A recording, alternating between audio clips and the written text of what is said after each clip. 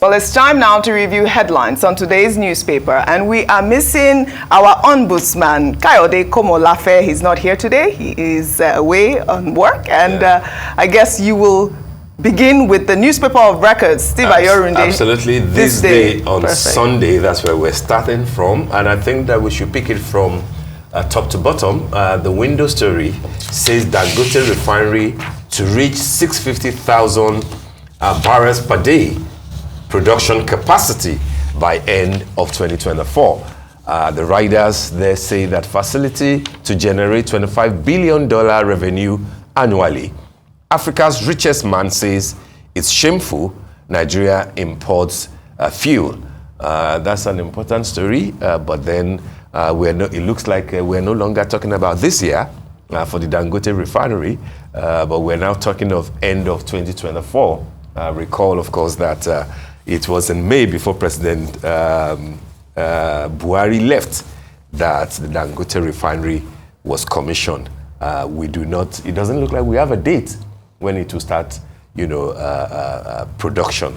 We were promised this year. But the dates keep shifting. Yes. It was with assurances. With assurances. But eventually it will work. We have been to the construction site. We have seen that it must work with the amount of money that has gone there. But I like the riders, that it has the potential to generate $25 billion annual revenue, and that it is shameful.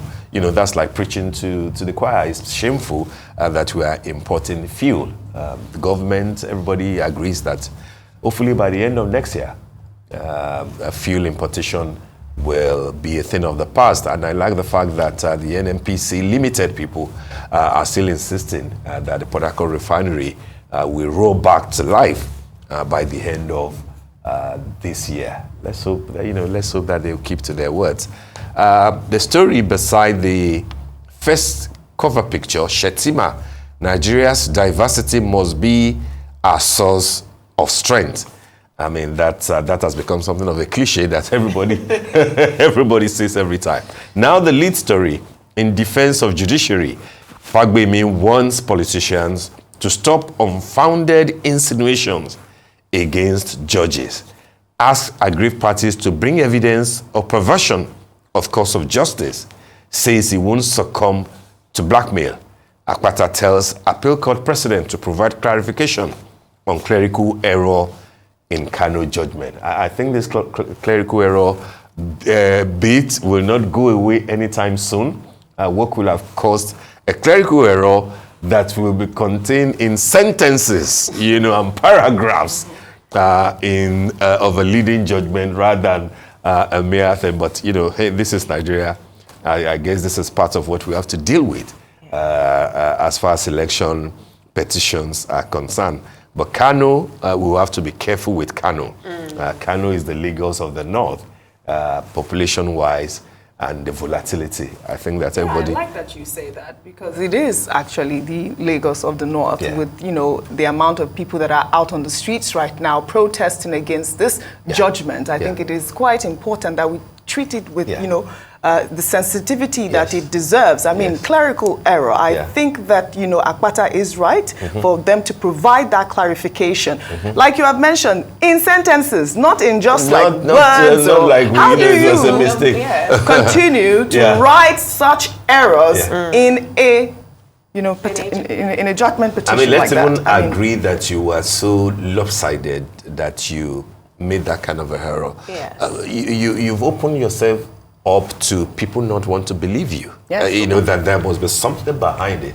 And we just have to be careful. We're already in a low trust society right now. We had eyes on the judiciary before. There's been a lot. But I also want to say I do agree with Fagbemi there in that we do need to make sure that before we bring any claims against judges or justices of the law, we should, I feel like there needs to be a little bit more caretaking with our legal system, because if we no longer have any trust in our judiciary or legal system, then what are we doing? It is of utmost importance. You're absolutely right. I totally agree with you, but the Yorubas will say "Arun Ojuni," literal meaning is, is the disease of the eye. That's, if you can see it, that forms your perception.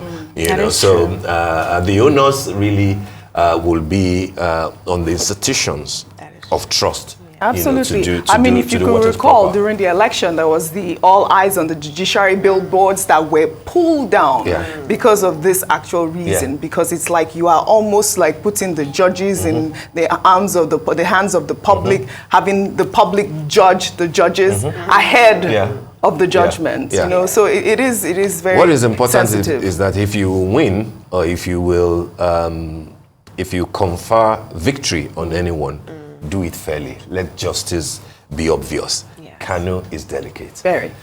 Other story, which will be the last but not the least, Shell to face human rights claims over oil pollution in Niger Delta. That's a story that readers will find on page 6. And I think that the cover picture, the second cover picture, is very colorful, traditional and cultural. I know you would like that, Steve. The vice president is there, the governor of Lagos State is there, Governor of Kogi, and of course the host governor is there, Governor of Ogun State. That was yesterday at the Akesonde Festival in Iperuremo. I think the governor is in Akesonde Festival. Tell us about that festival. I don't know so much about it, but it's one of the key festivals of the hometown of the governor of Ogun State, and you can see everybody in Ashwebi kind of a thing. For me, any sort of a festival that takes you back to your roots, that celebrates your heritage, I'm for it. And I like the fact that his colleagues, his governor colleagues from Kwara, and the former governor of Ogun State, Akirogo himself, Shegun Oshoba, were there with the vice president. I like the fact that the vice president appears to be a man of culture these days, not just somebody who talks stuff and somebody who's just, about businesses and matters of security, in Borno. He was with the Minister of Culture, Arts and Creative Economy the other time to re-unveil the roadmap for the creative economy industry. And I like the way that he received some of, people from the creative sector, the RMDs of this world, the Obiasikas of this world, the Alibabas of this world. So I like the fact that he's been sensitive, and he made solid promises to that important sector, which a lot of people, together with tourism, believe that it might be the next oil, for Nigeria. So, Iperuremo Day, I'm sure they must have had a blast.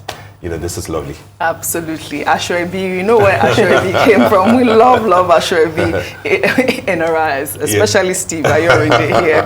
He has told me. Leave it as Ashwebi. Should we leave it? Okay. So all right. I was going to go deep into the meaning of Ashwebi, but we also had the picture on other papers. The Guardian carried that picture as well. The Nation too carried the picture. Okay, fantastic outing it appears. Well, let's go over to This Day Style. If we can pull that picture up there. It is the picture of Augustine and Nkechi Okocha celebrating 25 years together. Amazing. Golden year, silver love. And, JJ Okocha is known for his mesmerizing dribbling skills and incredible playmaking abilities. Okocha has left an indelible mark on the beautiful game. But today, we're not just here to celebrate his illustrious football career, we're here to celebrate a remarkable milestone in his life and the enduring love story that has been the backdrop to it all. Austin JJ Okocha, the footballing magician, and his beloved wife Nkechi are not just celebrating their 50th birthdays, both of them, but also their incredible 25 years of togetherness. I mean, this is amazing. They look lovely in that picture. 50? Yes. Wow, can you believe? I mean, I didn't even know that they've been in that matrimony for this long. 25 years is absolutely a quarter of a century. That's remarkable. Remarkable, really. Yeah. I mean, we've seen that Austin JJ Okocha did put Nigeria, on the map with his dribbling skills. I don't follow football much, but I do know JJ Okocha, and we know the that one who was named twice. I call him J to the J. I mean, I'm done with that, so I call him J to the J, and he's done really well. We must see him though do more. For the sporting industry in Nigeria. Yeah. Every morning I listen to Aaron Akerejola on the morning show talking about, what would I even call it? The failing of the sports industry at this moment. Sports administration more yes, like, more like the Nigeria, administration, and we need to see more of that. But absolutely. Kudos to JJ Okocha. And congratulations to them. And I think that, another thing that is a form of celebration within the family will be the fact that JJ's son is also doing very well in Saudi Arabia. And I understand that he has just signed a mouth-watering deal with a football club in Saudi Arabia. And I think that JJ can just as well retire as the manager to the son, because if you're looking for good dough in football now, go to Saudi. That is fantastic. Good idea. I hope he's listening. Congratulations to them both. To them. All right, the punch, what do we have in the punch? What do we have in the Sunday punch? So the first picture we have APC stakeholders welcome Tinubu's intervention in Ondo crisis. We have a picture of Governor Akeredolu there. We have spoken about that extensively today. I would only note that it's APC stakeholders who are welcoming this intervention, and it's not saying that the people of Ondo who are welcoming this intervention. Remember what I said about that? The president is the leader of the party. He is. So that intervention, of course, would be a welcome idea. And I think it's actually amazing that the president wants to keep peace within his party. It bodes well for the future of the party. Next, we have terrorist commander and others killed in airstrikes. This is from the Nigerian Air Force. Often, I feel like it goes to the back of people's minds that we are in active conflict in certain areas of our country when it comes to... Sadly. It comes to fighting terrorists and people losing their lives. But the Nigerian Air Force is showing here that they're working and they're trying to effectively protect us. And I think this is something that, is good to see, that they're also keeping us abreast, knowledgeable of what's going on. It's a war. A war won for which there can be a ceasefire. Our military should, keep on pounding, because it looks like that's the only language that they understand. And I'm so grateful to our servicemen everywhere who are truly trying to keep us safe in Nigeria. Absolutely. The headline story on the Sunday Punch today is fresh recapitalization. Bank CEOs, others in merger acquisition talks. You can read more about this on page 3. It says, big lenders eye weaker ones, Tier 1 banks targets Q1 for capital raise, and economists are divided over recapitalization and fear job losses. I think this is coming on the front of the CBN governor. Yes. The Fridays, I think that was his first major announcement at the bankers, committee's dinner, where you rolled out, lengthy, but I believe progressive sort of thinking, in how to intervene, trying to bring integrity back to the CBN. Part of what he said, of course, is the need for banks to recapitalize, and I think that's what informed the story that Punch is reporting. Yes. Are we going to see banks, mergers or acquisitions, one swallowing? The other. I was previously a mergers and acquisitions lawyer, and it reminds me it reminds me of the 2005 era when Sojo also came out and said we need recapitalization. At the end of the day, making our banks stronger is better for the Nigerian customer. It's supposed to be better for us as the end user. You remember in 2005, I believe that is when you had some stars rising during that era with the takeover of UBA by Standard Bank. So I think, this could be... Interesting days those were.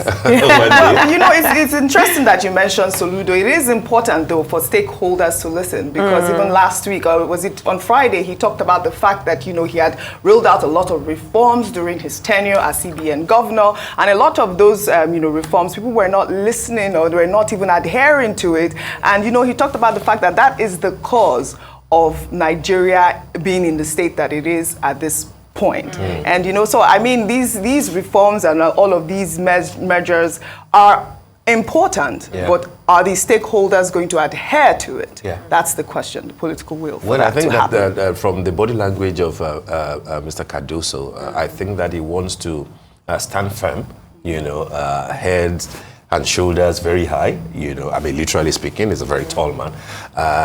He just, you know, basically wants to play the role that the CBN, you know, is, you know, not playing to the gallery, you know, as we have had in the past, but, you know, play the role, you know, lead to off-sided interventions, go directly, you know, and sort issues of monetary, you know, policy. I think that's the core responsibility of the CBN. Absolutely. Any other interesting story there, or should we? I mean, I would say that one very interesting story, we have the picture to the side, is that minimum wage should be negotiated annually from the TUC Deputy President. They always want more money. Annually, I mean, that's asking for a tall But order. it is all right. But I think... Annually. I mean, you know, when you have such high food inflation, and when you have forex, like, you know, in just 1 year, the value of your naira has decreased greatly. Absolutely. So the value of your wages have also decreased. So people are suffering, as we often say. And so I understand why somebody want to, you know, have an annual review. Yes, because even restaurants it is so important, Steve. Do you have something against an annual review of your salary? I mean, if you do, just let us know now. So we know not to review. I commend you. Absolutely. Why not? Should we take the Guardian? Okay, the lead story there, we have little time. Cobweb that beclouds Saudi Arabia's proposed $25 billion investment in Nigeria. Stakeholders urge federal government to tackle challenges against investment. They demand detail of pact on overhauling refineries and what Nigeria stands to gain from the deal. I mean, these stakeholders are already just, you know, highlighting the fact that these investments that Saudi Arabia actually promised, I believe that was 2 weeks ago, will come when the president was there. And that I followed that thing keenly, Oji, just very quickly. And I like what one of the things that the top key government functionaries in Saudi Arabia said after listening to our foreign affairs minister and the president, is that, you know, we like this, good intentions, but good intentions alone do not drive bilateral relationship. That we need to be clear as to what we want to achieve and how we want to go about it. I think those should be the things that we must be focusing on, not the fact that we were well received, we had a good meeting with Saudi Arabia, good intentions, but that's not enough. Prince Nduka Obagbena was there, and he did say the detail is in the action at this point. So absolutely. Well, we hope that everything will make Nigeria great again. Well, at this one, I mean, I have to steal that slogan. No, we have to steal that slogan. Make Nigeria great again. At this one, it was a pleasure hosting the show with you today. I hope we'll see you next week, right? Yeah. All right. Thank you very much. Nice one. All right, that brings us to the end of the morning show today. Thank you for watching, and do stay safe. I'm Steve Ayoride. And I'm Adesua Giwa Osage. Well, I'm Oji Okwe from our entire team here in Lagos, Nigeria. Enjoy the rest of your morning and, of course, the rest of your day. Goodbye.